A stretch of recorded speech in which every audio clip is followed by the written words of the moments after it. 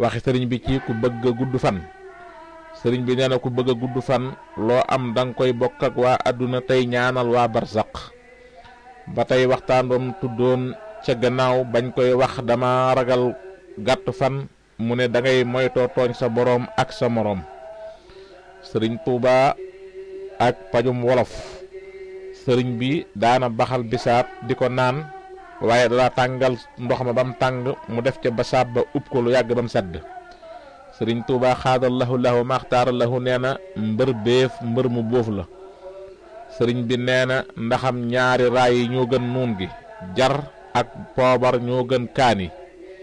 sëriñ Tuuba radiyallahu anhu nee na li ma xam ci xorom polle bu ma ko teeloon a xam sama benn bëñ du dem.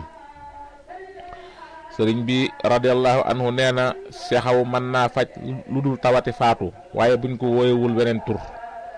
waxi